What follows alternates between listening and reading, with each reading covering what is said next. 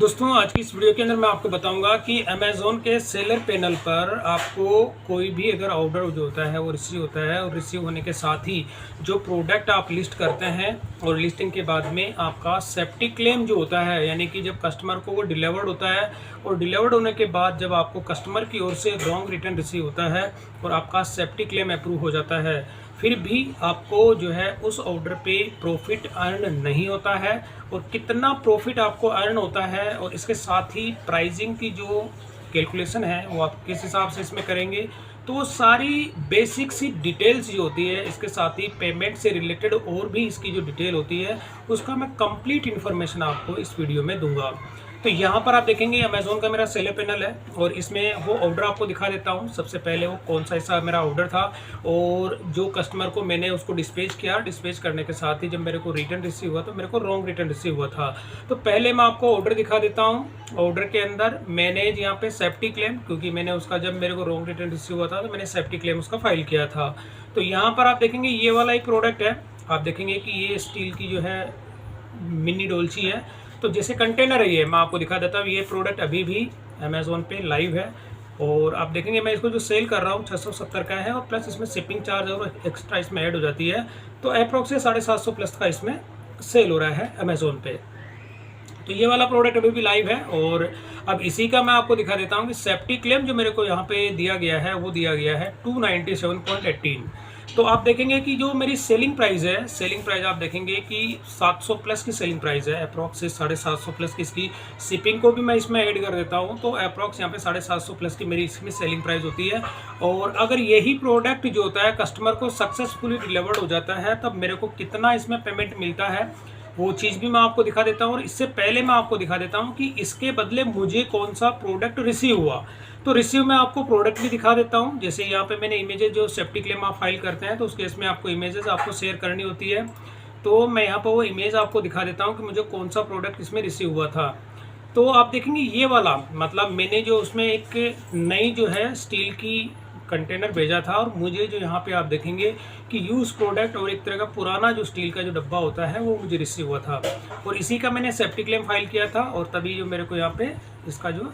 Claim approve हुआ था और जो ये मिला आपको 297, मतलब ये वाला देखेंगे। तो अब यहाँ पर आपको प्रॉफिट एंड लॉस की जो कैलकुलेशन वो है वो मैं समझा देता हूँ। तो ये ऑर्डर आईडी है, इसको मैं सबसे पहले कॉपी करूँगा। यहाँ पे मैंने कॉपी किया और इसी का पेमेंट, अगर ये कस्टमर को सक्सेसफुली डिलीवर्ड होता और वो रिटर्न अगर नहीं करता तो मुझे कितना इसमें प्रॉफिट होता। तो यहाँ पे मैं जाता हूँ पेमेंट्स के अंदर और पेमेंट्स के अंदर जाके जो ऑर्डर मैंने कॉपी किया था उसको मैं यहाँ पे कर देता हूँ पेस्ट।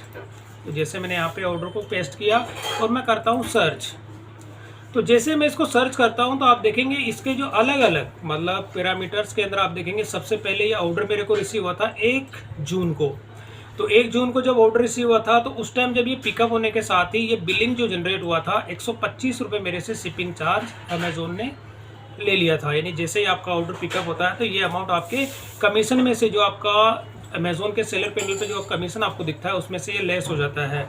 ये आपका हो गया, जैसे आपका पिकअप होता है उस टाइम का ये अमाउंट है। और उसके बाद में ये होता है कि ऑर्डर पेमेंट। तो ऑर्डर पेमेंट के अंदर आप देखेंगे अमेज़ॉन का जो चार्ज लगा 147.55, यानी कि इस प्रोडक्ट के अंदर 125 रुपये तो शिपिंग के लगे और शिपिंग के लगने के साथ ही मेरे को जो ऑर्डर यहाँ पर आप देखेंगे अगर कस्टमर के पास ये डिलीवर्ड होता और वो रिटर्न नहीं करता तो मेरे को जो सेटलमेंट होता है यहाँ पे 637 रुपये 74 पैसा होता। तो अब मैं इसका अगर आपको ब्रेकअप देखना होता है तो पहले मैं आपको ये चीज़ बताना चाहूँगा कि यहाँ पर आप देखेंगे कि ये 125 रुपये तो शिपिंग चार्ज लग गई और इसके बाद में यहाँ पे इसका जो 147 रुपये अपने अमेज़ॉन के जो फ़ीस होती है इसके अंदर वो सारी फ़ीस, इसमें कलेक्शन फ़ीस भी होती है, मार्केटिंग फ़ीस भी होती है, वो सारा मिला के इसमें जो है 147 ये इसमें फ़ीस लिया गया है। अब मैं इसका ब्रेकअप आपको दिखा देता हूँ 637 रुपये का। तो आप देखेंगे कि टोटल जो इनवॉइस जो यहाँ पे क्रिएट हुआ वो हुआ 792 रुपये का और इसमें जो शिपिंग यहाँ पे आप देखेंगे 102 रुपये की शिपिंग है और इसमें 18 रुपये इसमें जीएसटी लग गया। टोटल शिपिंग का हो गया 103 रुपये 39 पैसा। और ऐसे करके इनवॉइस का अमाउंट कितना हो गया 792 रुपये, जो मैं आपको बता रहा था कि ये वाला जो प्रोडक्ट अभी भी अमेज़ॉन पे लाइव है और मैं इसको सेल कर रहा हूँ 670 का। इसमें शिपिंग चार्ज ऐड हो जाती है तो ये हो जाता है 792 रुपये का यहाँ पे सेल हो रहा है। और उसके बाद में आफ्टर डिडक्शन जब भी आप देखेंगे कि कोई भी अगर ऑर्डर आपको रिसीव होता है तो उसमें आपको टीसीएस भी लगता है। टीसीएस कितना लगा इसमें 6 रुपये 71 पैसे का बेस अमाउंट है है ये भी आप देखेंगे अलग अलग। जो रेड कलर में है वो इसमें से डिडक्ट किया गया है, और जो आप ब्लू कलर में देख रहे हैं वो मेरे को जीएसटी पोर्टल पे इसका रिटर्न जो होता है वो देखने को, मतलब कि इसका क्लेम मिल जाता है जो IGST अमाउंट होता है वो, क्योंकि इसमें से एक बार आपसे डिडक्ट किया जाता है पोर्टल पे, आपकी एंट्री आपको देखने को मिल जाती है। तो यहाँ पर ये कमीशन हो गया टोटल, और सेटलमेंट कितना हो गया 637 रुपये। तो अप्रॉक्स आप देखेंगे कि ये वाला जो है 637 रुपये का मेरा सेटलमेंट इसके अंदर होता। और अगर कस्टमर ने इसको जो है रिटर्न जब कर देता है तो यहाँ पर अब आपको कितना चार्ज लगा वो चीज़ भी मैं आपको बता देता हूँ। तो वापस मैं अपने ऑर्डर पे आ जाता हूँ, जैसे बैक पे आ जाता हूँ, रिटर्न टू ट्रांजेक्शन। और अब इसके अंदर ये वाला ये, क्योंकि देखिए 1 जून को पिकअप हो गया तो 125 रुपये के शिपिंग चार्ज लगे, और इसमें साथ ही 1 जून को यहाँ पे जो है कस्टमर को जब डिलीवर्ड हुआ तो डिलीवर्ड होने के साथ ही आप सॉरी यहाँ पे मेरे को ऑर्डर इससे पहले रिसीव हुआ था, लेकिन 1 जून को कस्टमर को डिलीवर्ड हो गया था, तो उस केस में 634 रुपये की पेमेंट मेरे को रिसीव होनी थी। अब उसके बाद में 6 जून को कस्टमर ने इसको रिटर्न कर दिया। तो जैसे रिटर्न कर दिया तो रिटर्न करने के बाद में यहाँ पर जो होता है कि चार्जेस का जो है वो जितना मेरे से इसमें प्रोसीड हुआ था, ये वाला अमाउंट आप देखेंगे कि टोटल इसमें प्रोडक्ट का चार्ज था वो जो मुझे मिला था वो माइनस में हो गया। और यहाँ पर आप देखेंगे 755 रुपये 74 पैसा माइनस में है, क्योंकि मेरे को यहाँ पे कितना 637 रुपये मिल रहे थे, लेकिन जैसे ही कस्टमर की तरफ से जो रिटर्न की रिक्वेस्ट होती है तो यहाँ पर 755 रुपये मेरे से लिए गए थे, क्योंकि इनवॉइस अमाउंट आप देखेंगे 792 का था, और मेरे इसमें से कमीशन में से जो डिडक्ट किया गया था वो है 755 रुपये 74 पैसा। तो इसका अगर मैं ब्रेकअप आपको दिखाऊं तो ब्रेकअप में आप देखेंगे कि यहाँ पे इस तरह से ये जो इसका ब्रेकअप है पेमेंट का, आप देखेंगे कि 792 का जो इनवॉइस हुआ ये हो गया रिफंड टू बायर, मतलब बायर को पूरा का पूरा पेमेंट जितना इनवॉइस था उतना अमाउंट उसको रिफंड कर दिया गया है। अब रिफंड करने के बाद में जो सेलर होता है, क्योंकि कस्टमर को तो 100% पेमेंट रिफंड कर दिया जाता है, लेकिन सेलर को जो होता है वो पूरा का पूरा अमाउंट नहीं, मतलब कि आपसे जो चार्जेस लिए जाते हैं वो चार्जेस कौन कौन से हैं वो मैं आपको बता देता हूं। तो यहाँ पर आप देखेंगे इन सब को अगर टोटल आप करते हैं, यहाँ पर आप देखेंगे एंड तक, तो इन सब की टोटल अगर आप करते हैं, जैसे मैं टोटल भी अगर आपको करके यहाँ पे दिखा देता हूँ, तो यहाँ पर इनका ब्रेकअप अगर आप देखेंगे तो मैं आपको यहाँ पे दिखा देता हूँ इन सब की टोटल करके।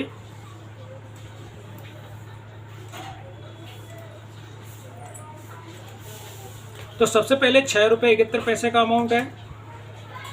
यहीं पर मैं आपको टोटल करके दिखा देता हूँ 6.71। उसके बाद में आप देखेंगे 80 रुपये 40 पैसे का अमाउंट है,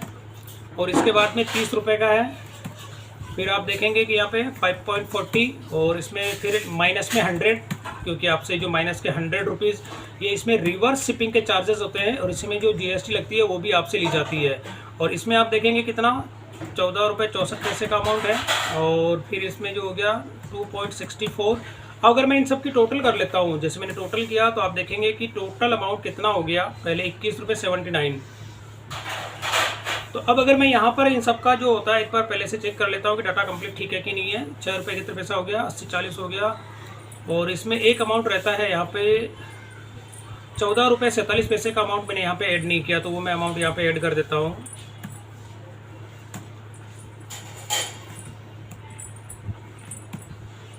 तो अब यहाँ पे टोटल अमाउंट कितना हो गया 36 रुपये 26 पैसा। तो अब यहाँ पर ये वाला जो अमाउंट होता है 792 रुपये है, इसमें से आप इसको लेस कर देंगे, यानी कि आपका जो अमाउंट कितना इनवॉइस कितना था 792, और इसमें से अगर ये अमाउंट आप लेस करेंगे, जो मैंने अभी कैलकुलेशन आपके सामने की है, इसमें से ये वाला अमाउंट मैं अगर माइनस कर देता हूँ, तो जैसे मैं यहाँ पे माइनस करूँगा तो आप देखेंगे कितना हो गया 755 रुपये 74 पैसा। तो ये वाला अमाउंट आपके कमीशन में से डिडक्ट किया जाएगा, मतलब आप देखेंगे change to your seller account balance, ये जो आपका जो बैलेंस होता है उसमें से आपसे जो चार्ज लिए जाएंगे वो लिए जाएंगे 755 रुपये 74 पैसा। यानी कि कस्टमर ने जो ऑर्डर प्लेस किया, ऑर्डर प्लेस करने के बाद में इनवॉइस 792 का था, और जब वो रिटर्न कर देता है तो आपसे 755 रुपये इसमें से लिए जाते हैं। और लेने के बाद में अब इसमें जो शिपिंग चार्ज होती है, शिपिंग चार्ज का मतलब मैं आपको बता देता हूँ कि यहाँ पे 118 रुपये और प्लस ये 125 रुपये, ये जो चार्जेस होते हैं ये नॉन रिफंडेबल होते हैं, ये आपको रिफंड नहीं किए जाते हैं।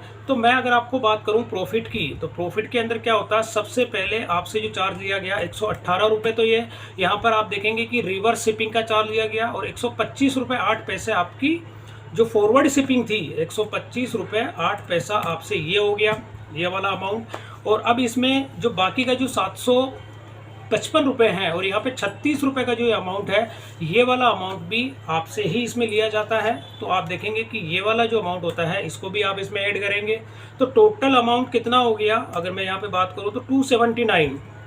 अब यहाँ पर ये वाला तो अमेजोन ने आपसे लिया और लेने के साथ ही आपका प्रोडक्ट, मैं अपने प्रोडक्ट की कॉस्टिंग की बात करूँ तो ₹200 का ये मेरा प्रोडक्ट है। अब इन दोनों को अगर मैं मिला देता हूँ, जैसे यहाँ पर आप देखेंगे अमेजोन ने मेरे से ₹280 की पेमेंट इससे ली है और प्लस मेरा प्रोडक्ट की कॉस्टिंग में मिला देता हूँ तो मेरी जो कॉस्टिंग निकल के आ जाती है ₹480 की कॉस्टिंग निकलती है। अब 480 में से अब मैंने सेफ्टी क्लेम जब फाइल किया, जब आप सेफ्टी क्लेम फाइल करते हैं तो उस केस में आपको रिवर्स और फॉरवर्ड जो शिपिंग होती है ये रिफंड नहीं की जाती है, वो आपसे जो एक बार डिडक्ट हो जाती है। केवल आपको सेफ्टी क्लेम जो होता है, अगर मेरा यहाँ पे सेफ्टी क्लेम पूरा जो मेरा अमाउंट सेटलमेंट हो रहा है अगर उतना मुझे मिलता तो मेरा ये प्रोडक्ट प्रॉफिट में मेरे को इसमें देखने को मिलता, लेकिन मुझे यहाँ पे इतना प्रॉफिट नहीं मिला। क्यों नहीं मिला? क्योंकि इसकी वजह मैं क्या, सेफ्टी क्लेम में आपको दिखाया था मैंने, तो सेफ्टी क्लेम मेरे को कितना मिला था वो मैं आपको दिखा देता हूँ इसके अंदर। और यहाँ पे मैनेज ऑर्डर और सेफ्टी क्लेम कितना हुआ था इसके अंदर देखेंगे 297.18।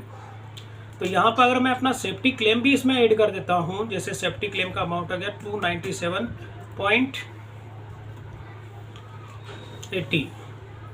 तो ये मेरा सेफ्टी क्लेम हो गया। अगर मैं इसमें से जो होता है यहाँ पर ये वाला जो मेरा टोटल जो खर्चा इसमें लगा था उसमें से अगर मैं इसको लेस कर देता हूँ तब भी जो है यहाँ पर आप देखेंगे 181 रुपीज़ का मेरे को यहाँ पे लॉस देखने को मिल रहा है। तो कहने का मतलब ये है दोस्तों कि जब इस तरह का कोई भी अगर आप देखेंगे कि अगर अमेज़ोन पे आपको कोई भी कस्टमर को प्रोडक्ट अगर डिलीवर्ड होता है और डिलीवर्ड होने के बाद में जब वो कस्टमर आपको रॉन्ग रिटर्न कर देता है और आप सेफ्टी क्लेम फाइल करते हैं और सेफ्टी क्लेम भी आपका अप्रूव हो जाता है तब भी आपको प्रॉफिट नहीं होता है, तब भी आपको लॉस देखने को मिलता है। तो यहाँ पर आप देखेंगे कि मैं अपने प्रोडक्ट जो होते हैं उनको सब सेलिंग की जो प्राइस होती है वो प्राइस का मैं अगर आपको आइडिया देना चाहूँ तो सबसे पहले दोस्तों आपको जो शिपिंग चार्ज आपकी लगती है ये वाली 118 रुपये आपकी रिवर्स शिपिंग है और ये आपकी फॉरवर्ड शिपिंग है और इसके अलावा दूसरे चार्जेस होते हैं वो हैं। तो टोटल मिला के आपको 280 रुपये तो मान के चलना है इस प्रोडक्ट के आपके शिपिंग चार्जेस हो गए। तो 280 रुपये तो ये शिपिंग चार्ज हो गया आपका।